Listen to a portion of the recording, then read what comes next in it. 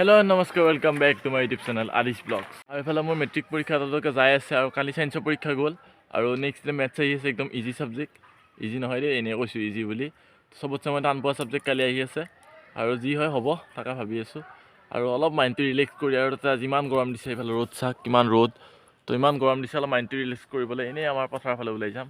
তো এনেই normal blog হ'ব, আপোনালোকে দেখাম, চাই থাকিব। আৰু সেইটো আমাৰ ঘৰৰ কাঠৰ ওপৰত নামান্দাই পূৰা মবিল সানি আছে কাঠটো ঘূনে নাখাবৰ কাৰণে। আৰু ওপৰত উঠি আনিব লগা হৈছে, কাৰণে কষ্ট হৈছে, ৰ'দত কষ্ট কৰি হ'লেও সানি আছে ঘৰৰ কাঠবোৰৰ ওপৰত, কাঠবোৰ ঘূনে নাখাবৰ কাৰণে। আৰু মই পথাৰৰ মাজে মাজে গৈ আছোঁ অলপ এনেই মাইণ্ডটো ফ্ৰেছ কৰিব।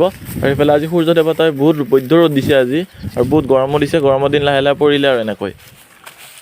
আৰু এই পথাৰৰ মাজতে এনেকুৱাকৈ এটা খাল আছে, তাতে বৈদ্য মাছ পোৱা যায়। যেতিয়া সিঁচে তেতিয়া বহুত মাছ থাকে ইয়াতে।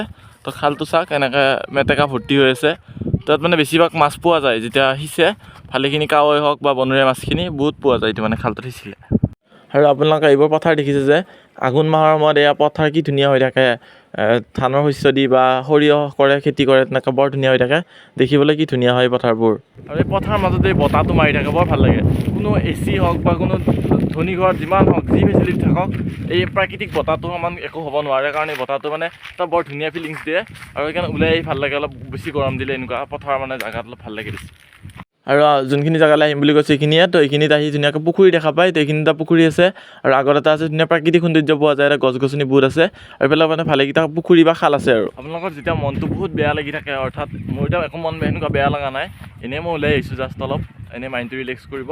এনে আপোনালোকৰ কেতিয়াবা যদি মন বহুত বেয়া লাগি থাকে বা কিবা মানে খং উঠি আছে, কিবা হৈ আছে, তেনেকুৱা হ'লে এনেই অলপ ওলাই আহিব পথাৰৰ ফালে, গছ গছনি য'ত বেছিকৈ থাকে, য'ত প্ৰাকৃতিক সৌন্দৰ্য থাকে, তেনেকুৱা জেগালৈ ওলাই আহিব, আৰু মনটো একদম মানে শীতল পৰি যায় মানে। আৰু বতাহ যিটো পথাৰত বতাহ মাৰে, সেই বতাহে আপোনাৰ মনটো শীতল কৰি দিব। এনেই ওলাই আহিব, বৰ ভাল লাগে। আৰু এনেকুৱা পুখুৰী চুখুৰী থকা এইফালে এনেকৈ ওলাই আহিব। তো এইখিনিতে আৰু এটা পুখুৰী আছে, কিন্তু ডাঙৰ পুখুৰী চাওক, তাৰমানে আপোনাৰ মনটো ভাল লাগিব। বিশেষকৈ যিটো বস্তুত খং উঠি আছিল বা আপোনাৰ মনটো কিবা বেয়া লাগি আছিল, নিশ্চয় মনটো আপোনাৰ ভাল লাগিব। আৰু সেইকাৰণে এনেকুৱা ঠাইত আহিব নিশ্চয়, এবাৰ হ'লে ভাল লাগিব। গছ গছনি য'ত থাকে বেছিকৈ তালৈকে আহিব, তেনেকুৱা ঠাইত। আৰু আপোনালোকে এনেকুৱা গছ গছনি থকা পৰিৱেশ নাপায় আজিকালি বেছিভাগ, আৰু গাঁৱলীয়া ঠাইত এনেকুৱা পৰিৱেশবোৰ পোৱা যায়। আৰু যেতিয়া মানে এনেই অলপ বতাহ ল'ম বুলি ভাবে, তেতিয়া এনেকুৱা ঠাইত আহিলে বৰ ভাল লাগে। আৰু বিশেষকৈ গছ গছনি য'ত থাকে তেনেকুৱা ঠাইত থাকি বেছি ভাল লাগে, প্ৰাকৃতিক সৌন্দৰ্য লৈ। আৰু মই আগৰ পৰা প্ৰাকৃতিক বস্তুবোৰ ভাল পাওঁ, মানে ভাল লাগে আৰু কিবা এটা এনেকুৱা ঠাইত থাকি। চাওক না, কি ধুনীয়া শীতল বতাহ মাৰি আছে। এনেকুৱা বতাহ কিবা দিব পাৰিব নেকি? এনেকুৱা ফিলিংছ, গছ গছনি ফিলিংছ কিবা দিব পাৰিব? একোৱে দিব নোৱাৰে। এনেকুৱা জেগাত যিটো মানে গৰমত যিটো বতাহ দিয়ে, প্ৰাকৃতিক বতাহ, সেই বতাহটোৰ ফিলিংছ একোৱে দিব নোৱাৰে। বতাহটো চাওক না এবাৰ। আৰু ইয়াত ধুনীয়াকৈ চৰাইবোৰ থাকে। বহুত দিনৰ মূৰত বগলী দেখা পালোঁ, ইয়াত গছত ধুনীয়াকৈ বগলী বহি আছে। তো এই পুখুৰীবোৰত মাছ থাকে, তো মাছ খায়, তো এনেকৈ গছত বহি থাকে বগলীবোৰ, বহুত দিনৰ মূৰত দেখা পালোঁ আজি।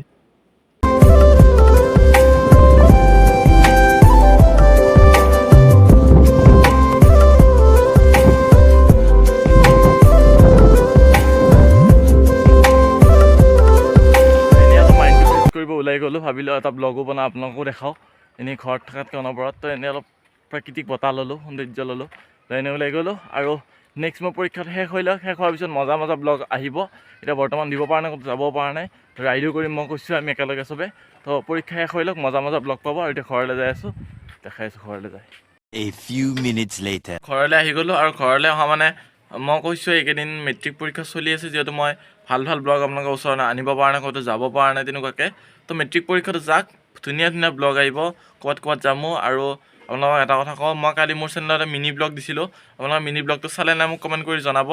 মানে আজিকালি কি হৈছে, মিনি ব্লগ বেছি চলে। আজিকালি লং ভিডিঅ'তকৈ মানুহে মিনি ব্লগ বেছি চায়, কাৰণ আজিকালি মানুহৰ এটা ভিডিঅ'ত 10 মিনিট 20 মিনিট তেনেকুৱা টাইম দিবলৈ মানুহৰ টাইম নাথাকে। সেইকাৰণে মানুহ শ্বৰ্টছ বেছি চায়, ৰিলছো চায় তেনেকৈ।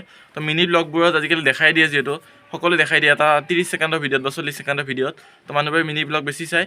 আৰু বেছিভাগ ইউটিউবাৰে দিয়ে। তো ময়ো দিছোঁ এটা মোৰ চেনেলত মিনি ব্লগ, আপোনালোকে চাব বুলি আশা ৰাখিছোঁ। মই ডিছক্ৰিপশ্যনত লিংক দি দিম, আপোনালোকে মিনি ব্লগটো চাব। আৰু আপোনালোকে যদি মৰম দিয়ে তেনেকৈ মিনি ব্লগ দি যাম, আৰু লং ভিডিঅ' দিম, আপোনালোকে চাব। আৰু পৰীক্ষাটো যাওক, এটা ৰাইড কৰিম বুলি কৈ আছোঁ, চাইকেল লৈ যিটো ৰাইডটো কৰিম, আপোনালোকে কমেণ্টত জেগা এটা ক'ব, অলপ ওচৰ জেগাই ক'ব। আপোনালোকে য'লৈকে বেছি কমেণ্ট আহে সেই জেগাটোলৈ যাম, আৰু কমেণ্ট কৰি নিশ্চয় জনাব বুলি আশা ৰাখিছোঁ। আজি ভিডিঅ'টো এইখিনি আছিল। ভিডিঅ'টো ভাল লাগিলে লাইক, কমেণ্ট, শ্বেয়াৰ, ছাবস্ক্ৰাইব নিশ্চয় কৰিব।